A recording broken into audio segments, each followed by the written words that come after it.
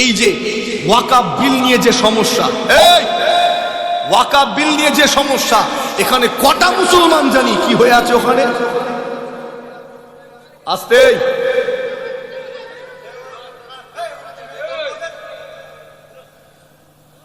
ওয়াকাফ বিলের বিষয়ে কজন জানি? প্রতিবাদে আপনাকে দেখতে পাচ্ছি না, কিছু জানেনই না, আপনি পুরো বেখবর হয়ে আছেন। বড় দুঃখ লাগে, মসজিদের ইমামগুলোকে কিউআর কোড মসজিদের দরজার গোড়ায় মেরে রাখতে হচ্ছে। হ্যাঁ, আমরা জলসায় যাচ্ছি, ওই কিউআর কোড জেরক্স করে সঙ্গে করে নিয়ে যাচ্ছি। আল্লাহ, কি হবে জাতির, কবে তুমি আর জাগবে? নিয়ে যাচ্ছি, গিয়ে বললাম মসজিদের ইমাম সাহেবকে একটা দিবি, ও ছেলেগুলোকে দিয়ে স্ক্যান করিয়ে ইমেল করাবে। কিছুদিন আগে হচ্ছিল না? আর আমার সঙ্গী সাথী যারা, বললাম যে যুবকগুলোকে ডেকে ডেকে স্ক্যান করিয়ে ইমেলটা করাবে।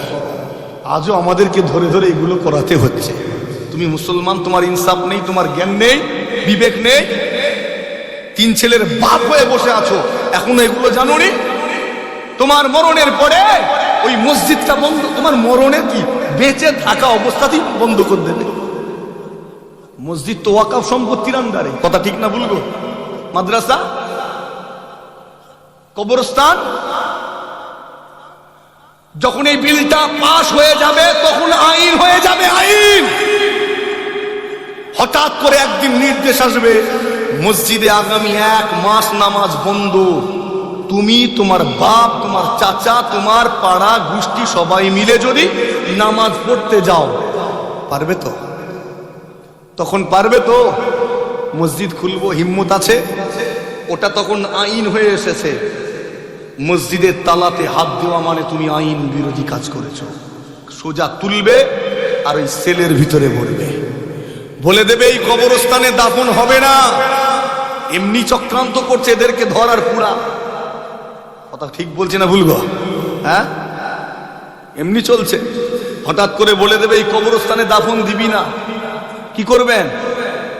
কোথায় কবর দেবেন বলে? আর জায়গা কই?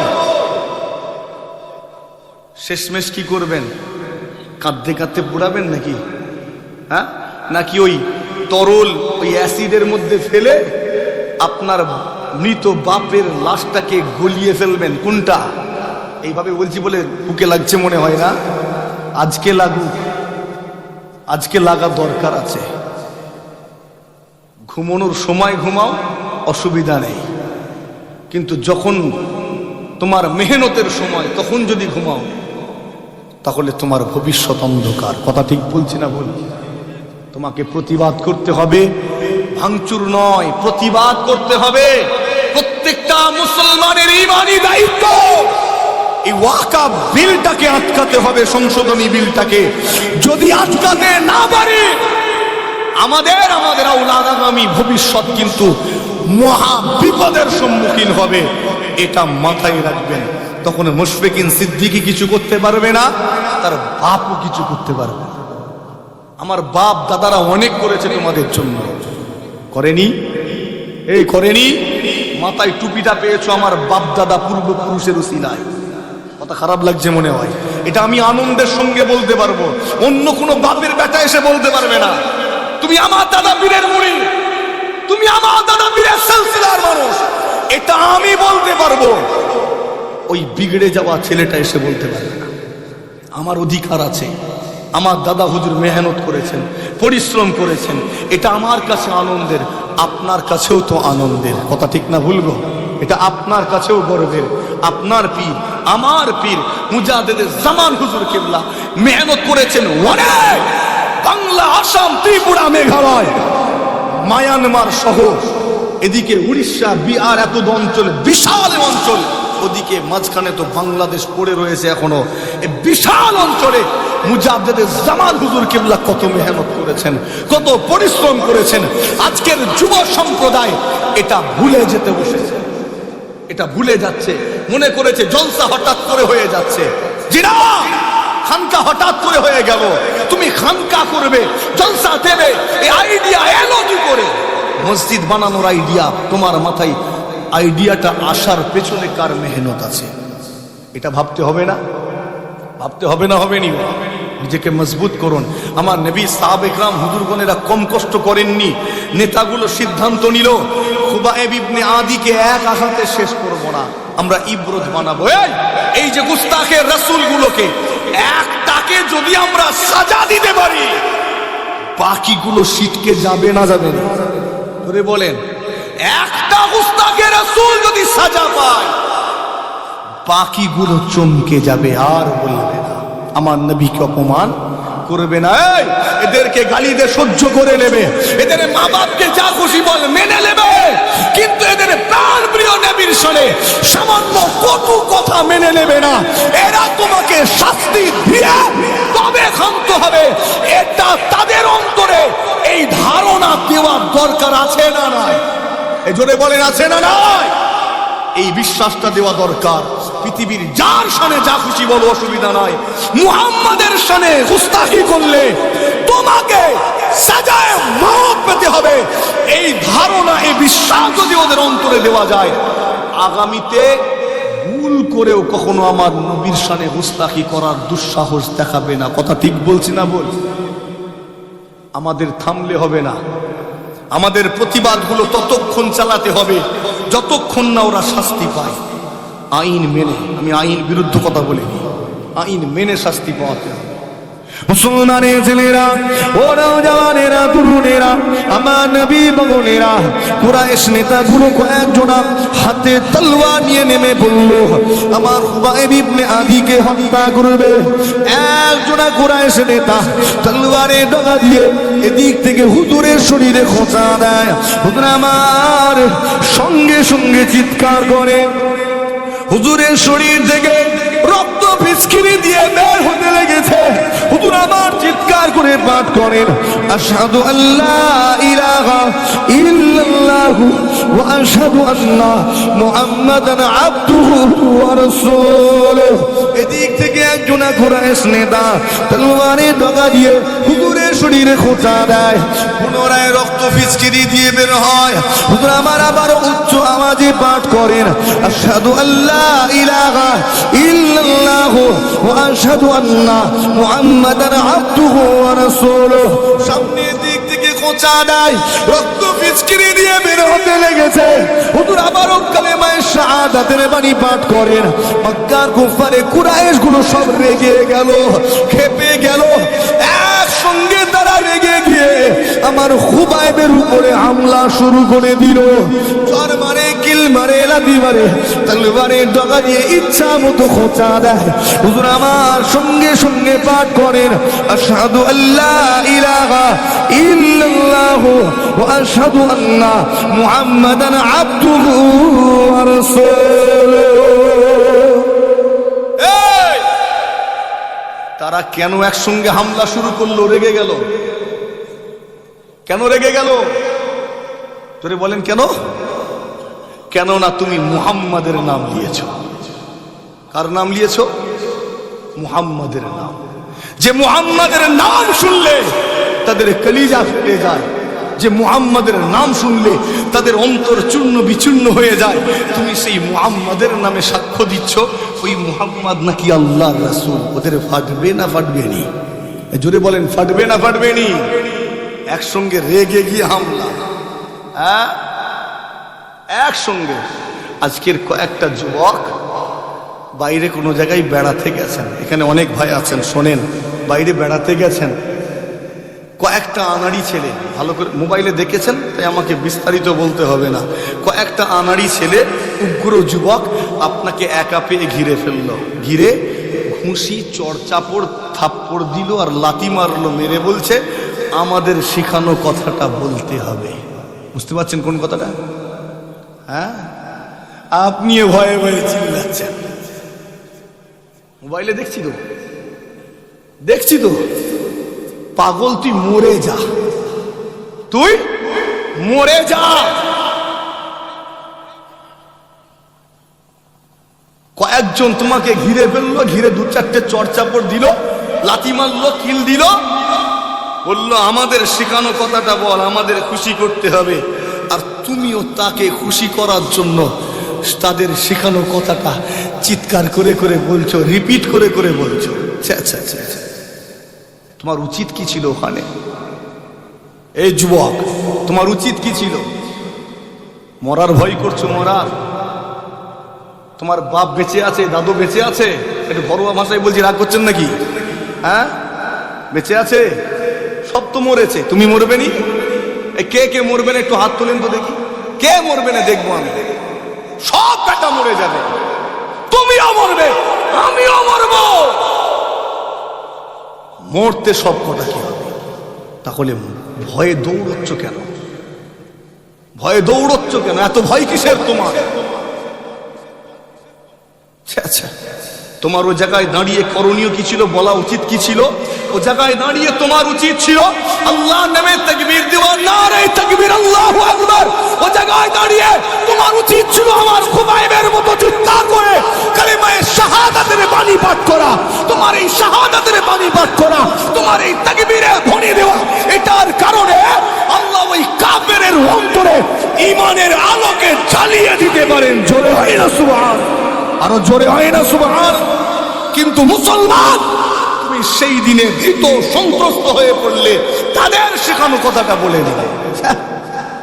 তাদের শেখানো কথাটা বলে দিলে। মরে যাওয়া দরকার ছিল। মুসলমানের ছেলেরা, ওরাও জওয়ানেরা, তরুণেরা, আমার নবী বগনেরা, আমি আপনাকে আঘাত করতে আসিনি, আমি আপনাকে চোট দিতে আসিনি। আপনার কিছু ভুল রয়েছে চাল চলনে, আপনার এই চলাফেরার ভুলগুলো ধরিয়ে দিতে চেয়েছি। এতটা দুর্বল হতে পারে না কোনো ইমানদার, কোনো ইমানদারের নসিব এতটা খারাপ হতে পারে না গো। ইমানদার এতটা দুর্বল হতে পারে না। তুমি ইমানদার হয়ে যাও, দৃঢ় ইমানের অধিকারী হয়ে যাও। আমার খুবাইব জানিয়েছিলেন, আমি খুবাইব মরে যেতে রাজি, কিন্তু মুহাম্মাদের হাত ছেড়ে দিতে রাজি না। আমার নবীর পাগলেরা, মনোযোগ সহকারে শুনে রেখে দিন। কুফারে কুরাইশেরা রেগে গেল, খেপে গেল, একসঙ্গে হামলা শুরু করে দিল। কেননা তুমি মুহাম্মাদের নাম নিয়েছো, যে মুহাম্মাদের নাম তাদের অন্তরটাকে চূর্ণ বিচূর্ণ করে দেয়, যে মুহাম্মাদের নাম তাদের কলিজাটাকে চূর্ণ বিচূর্ণ করে দেয়। সেই মুহাম্মাদের নামে সাক্ষ্য দিচ্ছ সেই মুহাম্মদ নাকি আল্লাহ রসুল, এটা মোটেও মেনে নিতে পারে না। রেগে গিয়ে হামলা করতে লেগেছে। একটা কুরাইশ নেতা মাথা ঠান্ডা রেখে আস্তে আস্তে সেই ভিড়ের মধ্যে ঢুকে গেল। চিৎকার করতে করতে, ঝটকা মারতে মারতে সব কটাকে দূরে সরিয়ে দিল। কিছু কিছু নেতা আছে দেখবেন ঝামেলা ঠান্ডা করে, আছে না নেই? সব সরিয়ে দিল। আস্তে আস্তে করে খুবাইবের কাছে হাজির। হে খুবাইব, কেন জেদ ধরেছ? ও মনে করেছে আমার খুবাইব হুজুর জেদ ধরেছেন, ও মনে করেছে। ও জানে না এটা ইমানদার, কথা ঠিক না ভুল? কেন জেদ ধরেছ? যেদিন থেকে মুহাম্মাদের হাতে হাত দিয়েছ সেদিন থেকে তুমি দুর্ভোগ সহ্য করতে হচ্ছে তোমাকে। ভালো করে খেতে পাও না, ঘরে থাকতে পারো না, ঘুমাতে পারো না, তোমাকে লুকিয়ে লুকিয়ে বেড়াতে হয়। কেন? কি দরকার আছে? ছেড়ে দাও না মুহাম্মাদের হাত। মুহাম্মদ তোমাকে কি দিয়েছে? বাস যখনই এই প্রশ্ন, মুহাম্মদ তোমাকে কি দিয়েছে, আমার নবীর এই গোলামটা সঙ্গে সঙ্গে জবাব দিয়েছিলেন। জোরে হয় না সুবহানাল্লাহ? ওই একই প্রশ্ন আজকে আমি আপনাদের প্রত্যেককে জিজ্ঞেস করছি। বলেন তো, মুহাম্মদ আপনাকে কি দিয়েছে? একটু কথা বলেন, কি দিয়েছে? বললে খুশি হব। মাশাআল্লাহ, কালেমা দিয়েছেন, লিস্ট লম্বা হবে আরো। বলে নামাজ, রোজা, হজ, যাকাত, ইসলাম, কোরআন, হাদিস, লিস্ট বাড়বে না বাড়বে নি? বাড়বে না বাড়বে নি? যত বলবেন বাড়তে থাকবে। প্রশ্নটা করা দরকার ছিল, মুহাম্মদ আমাকে কি দেয়নি? কথা ঠিক না বলবো? প্রশ্নটা হওয়া উচিত ছিল, মুহাম্মদ আমাকে কি দেয়নি? এটা জিজ্ঞেস করো যে কি দেয়নি। মুহাম্মদ আমাকে সবই দিয়েছেন। একবার জোরে হয়, আরো জোরে হয় না? জি হ্যাঁ, মুহাম্মদ কি দিয়েছে? আপনারা উর্দুতে একটা শের শুনে থাকেন, जो कुछ देने का था সব কুছ দিলওয়া দিয়া, সবাই মিলে বললে খুশি হব। जो कुछ देने का था सब कुछ दिलवा दिया कमली वाले ने। একবার জোরে হয় না সুবহান। যা কিছু দেওয়ানোর ছিল, পাওয়ানোর ছিল, সব কমলি ওয়ালা নবী আমাদেরকে পাইয়ে দিয়েছেন। জোরে হয় না, আরো জোরে হয় না। এই টুপিটা কে পাইয়ে দিয়েছে? জোরে বলেন কে? আমার কমলি ওয়ালা। জোরে হয় না সুবহান। দাড়ি রাখা জানতাম না, কে শিখালো? জোরে বলেন কে? আমার কমলি ওয়ালা। জোরে হয় না। এই পোশাক পরতে জানতাম, এই পোশাকটা পরতে জানতাম, খবর নেন সব কাঁচা মেরে, হাঁটুর উপরে সব কাঁচা মেরে কাপড় তুলে ঘুরতো। কথা ঠিক না ভুল গো? এই পোশাক পরিধান করা কে শেখালো? আমার কমলি ওয়ালা নবী। জোরে হয় না। আচ্ছা জুতোটা পরা জানতাম তো, জুতো পরা জানতাম না, কোনটা আগে পড়ে কোনটা পড়ে, তো এটা কে শেখালো? ওটাও আমার নবী। একবার জোরে হয় না। আচ্ছা চুল কাটাটা কে শিখিয়েছে? আমি একদম সংক্ষেপ ছোট ছোট বিষয়গুলো তুলছি। এই চুল কাটা কে শিখিয়েছে? পুরুষের জন্য কতটা চুল রাখা যাবে জানা আছে তো? এই গর্দান থেকে গুনবেন কটা গাঁট আছে। পুরুষের জন্য 3টে গাঁট। কটা? জোরে বলেন কটা? আর এর এই সাইডে কানের উপর দিয়ে আসবে, তাই তো? এরও একটা সীমা বেঁধে দেওয়া আছে। তো এই চুলটা কাটবো, ওটাও আমার নবী শিখালেন। একবার জোরে হয় না। আচ্ছা নখ কাটা জানতাম তো? নখ কাটা কথা নেই, নখ কাটাটাও জানতাম না। সব আইয়ামে জাহেলিয়া যুগে বড় বড় নখ রাখতো, নখ রাখার কম্পিটিশন হতো। হাদিস খোলেন। আবার কেউ কেউ আবার নখগুলোকে ধারালো বানাতো, ওটা দিয়ে জমা করতো। কি করতো? নখ এত ধার দিয়েছে, ওটা দিয়ে কিছু কাটাও যাবে। হ্যাঁ, ওটা দিয়ে জবা করতো। হাই রে হাই। এই কিছুদিন আগে মোবাইলে দেখছিলাম, একজন গিনেস বুক অফ ওয়ার্ল্ড রেকর্ডে নাম তুলেছে বর্তমান পৃথিবীতে সবচেয়ে বড় নখওয়ালা ব্যক্তি। আজব আজব রেকর্ড। মানে ওই কম্পিটিশন আবার এই যুগে চালু করছে, বুঝতে পারছেন? বড় বড় নখ রাখার কম্পিটিশন আবার এই আধুনিক যুগে ফের চালু হচ্ছে। গিনেস বুক অফ ওয়ার্ল্ড রেকর্ডে নাম নথিভুক্ত করিয়েছে পৃথিবীর সবচেয়ে লম্বা নখওয়ালা ব্যক্তি, লম্বা নখ বিশিষ্ট ব্যক্তি হিসাবে। তো নখটাও কাটা জানতাম না, আমার নবী শিখালেন। জোরে হয় না সুবহানাল্লাহ। আচ্ছা পেশাব করা তো জানতাম নাকি? পেশাব করাটা কথা নেই, সব চুপ করে আছে। পেশাব করা কে শিখালো? ওটাও আমার নবী শিখালেন। গোসল করা জানতাম? কথা নেই। গোসল করাটা পর্যন্ত আমরা জানতাম না, ওটাও পুরো দুনিয়াকে আমার নবী শিখিয়েছেন। একবার জোরে হয়। জিজ্ঞেস করো মুহাম্মদ কি দেয়নি, জিজ্ঞেস করো মুহাম্মদ কি দেয়নি, সবই দিয়েছে। মুহাম্মাদের মতো এত দরদি আর কেউ হতে পারে না। এতটাই দরদি। আমার বাপ আমার জন্য এত চিন্তা করেনি। আমার বাপ তার জন্মের সময় মুশরিকিনকে নিয়ে ভাবেনি, আমি আমার জন্মের সময় আমার ছেলেটাকে নিয়ে ভাবিনি। কথা ঠিক না ভুলবো? কিন্তু আমার নবী তার আগমনের মুহূর্তে আপনাকে আমাকে নিয়ে ভেবেছেন। কথা ভুল বললাম না ঠিক বললাম? তার আগমনের সময় আপনাকে আমাকে নিয়ে ভাবছেন। কচি কচি ঠোঁট নাড়িয়ে আল্লাহকে বলছেন, আল্লাহ ইয়া রাব্বি হাবলি উম্মতি, ইয়া রাব্বি হাবলি উম্মতি, ইয়া রাব্বি হাবলি উম্মতি। আল্লাহ আমার গুনাহগার উম্মতের কি হবে? আগমনের সাথে সাথেই ভাবছেন। একবার জোরে। এত দরদি আর কে আছে যুবক? যে নবী তোমাকে এত ভালোবাসে, তুমি সেই নবীকে ভুলে আজকে গুনার কাজ করো কি করে? একটু খেয়াল করো। তোমার মতোই যুবকগুলো সেদিন আমার নবীর হাতে হাত দিয়ে ঈমানের কালেমা পড়ে নিয়েছিল। তারা ইসলাম কবুল করে ইসলামের জন্য নিজের জানকে কুরবান করে দিয়েছিল। জোরে হয় না সুবহানাল্লাহ।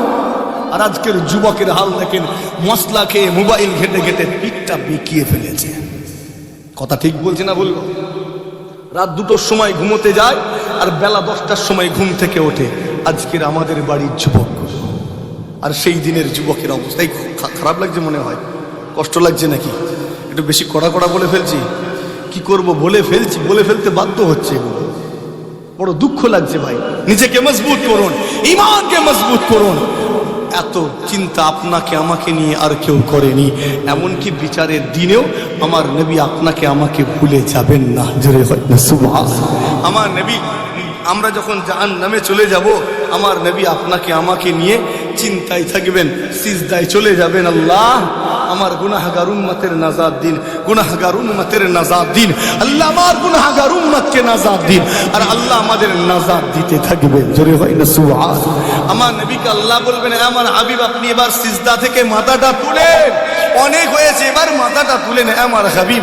আর সিজদায় পড়ে থাকবেন না, আমার নবী সিজদা থেকে মাথা তুলবেন না। আল্লাহ আমি ততক্ষণ সিজদা থেকে মাথা তুলব না যতক্ষণ না আমার উম্মতের গুনাহগার শেষ ব্যক্তিটাও জাহান্নাম থেকে নাজাত না পাবে। আমি রাসূলুল্লাহ সিজদা থেকে মাথা তুলব না। জোরে হয় না, আরো জোরে হয় না। এত কে ভেবেছে আপনার আমার জন্য, এত কে চিন্তা করেছে? কেউ পারবে? আর কারো চিন্তা করার ক্ষমতা নেই। আপনাকে আমাকে নিয়ে এত ভাবনা কেউ আর ভাবেনি, একজনই ভেবেছেন, তিনি আমার নবী। একবার জোরে হয় না, আরো জোরে হয় না। এই জন্যই তো আজ বলি, ইয়া রাসূলুল্লাহ আপনার কদমে আমার জান, আমার মা বাপের জান কুরবান হয়ে যাক। জোরে হয়। সাহাবা ইকরাম হুজুরদের বলি এটা ছিল, ইয়া রাসূলুল্লাহ আমার মা বাপের জান আপনার কদমে কুরবান হয়ে যাক। জোরে হয়, আরো জোরে হয় না। নিজের ঈমানকে মজবুত করুন যে নবী এত কিছু করেছেন, এত কিছু দিয়েছেন। আল্লাহ নবীর হাদিস, আল্লাহ নবী ঘোষণা দিয়েছেন, ইন্নামা আনাল কাসিম আল্লাহু ইউতি। এটা হাদিস। আজও যখন কেউ কোনো আলেম হাদিস শরীফ ভুলে পড়ে, এই হাদিসটা তারা পড়ে থাকে। এই আমার নবী বলছেন, ইন্নামা আনাল কাসিম আল্লাহু ইউতি। শুনেন, আমার নবী বলছেন, আমার আল্লাহ হলেন দেনেওয়ালা, আমি রাসূলুল্লাহ বাঁটনেওয়ালা। জোরে হয় না সুবহানাল্লাহ। দেনেওয়ালা কে? জোরে বলেন কে? আর বাঁটনেওয়ালা রাসূলুল্লাহ যথাযথই বন্টন করেছেন। একবার জোরে হয় না, আরো জোরে হয় না। সেই নবীকে ভালোবাসি না বাসিনি, মুহাব্বত করি না করিনি? কতটা? নিজের জানের চেয়েও বেশি। একবার জোরে হয় না সুবহানাল্লাহ।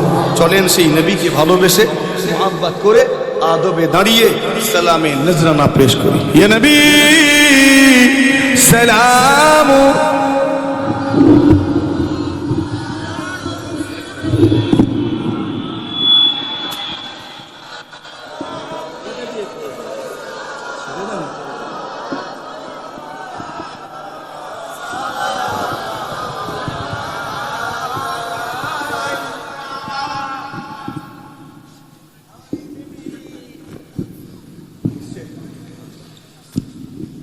আচ্ছা, সালাম পড়ব কার উপর?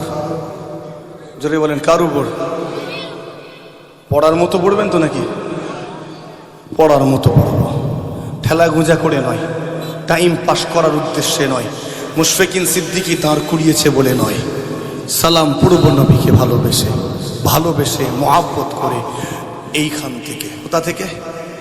কেন এখান থেকে যখন বান্দা কোনো কাজ করে, ওটা সরাসরি আল্লাহ দরবারে কবুল হয়ে যায়। জোরে হয় না সুবহানাল্লাহ।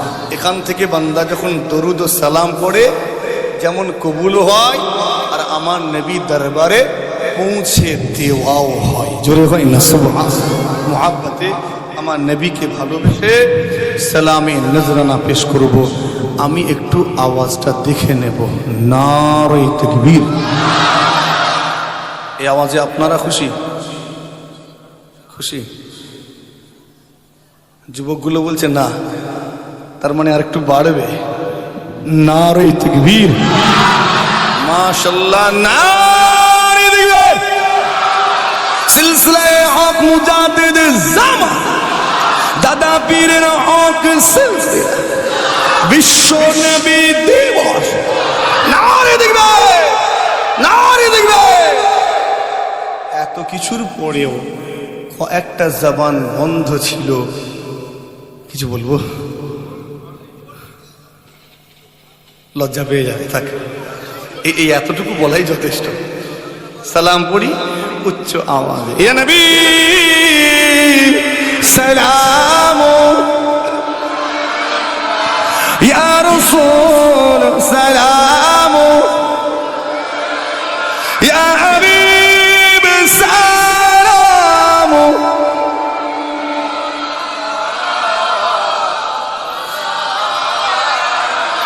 طلع البدر علينا من ثنيات البداء وجب الشكر علينا ما دعا لله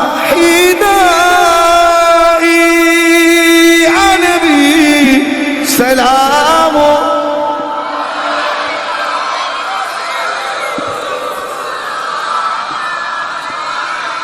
يا حبيب سلام.